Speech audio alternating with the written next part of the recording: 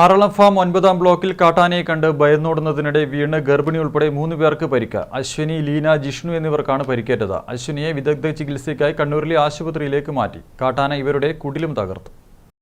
ആറളം പുനരധിവാസ മേഖലയിലെ 9-ാം ബ്ലോക്കിലാണ് വ്യാഴാഴ്ച പുലർച്ചെ കാട്ടാന ആക്രമണമുണ്ടായത്. പുനരധിവാസ മേഖലയിൽ കുടിൽ കെട്ടി താമസിക്കുന്ന കുടുംബങ്ങൾക്ക് നേരെയായിരുന്നു ആക്രമണം. കുടിലിൽ കിടന്നുറങ്ങുകയായിരുന്നവർ കാട്ടാനയുടെ ചിഹ്നം വിളികേട്ട് ഓടുന്നതിനിടെ വീണാണ് ഗർഭിണിയടക്കം 3 പേർക്ക് പരിക്കേറ്റത്. പുനരധിവാസ മേഖലയിലെ ലീന, ജിഷ്ണു, അശ്വിനി എന്നിവരാണ് അത്ഭുതകരമായി രക്ഷപ്പെട്ടത്. പരിക്കേറ്റ ജിഷ്ണുവിനെയും ലീനയെയും അശ്വിനിയെയും പേരാവൂർ താലൂക്ക് ആശുപത്രിയിൽ പ്രവേശിപ്പിച്ചു.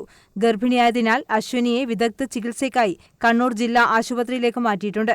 ഇവരുടെ കുടിലും തകർത്തു. 3 കുടുംബങ്ങളാണ് 9-ാം ബ്ലോക്കിൽ കുടിൽ കെട്ടി താമസിക്കുന്നത്. ഇതിൽ സമീപത്തുള്ള നാരായണന്റെ കുടിലും കാട്ടാന തകർത്തിട്ടുണ്ട്. കഴിഞ്ഞ ഏതാനും ആഴ്ചകളായി പുനരധിവാസ മേഖലയിൽ കാട്ടാനശല്യം രൂക്ഷമാണ്.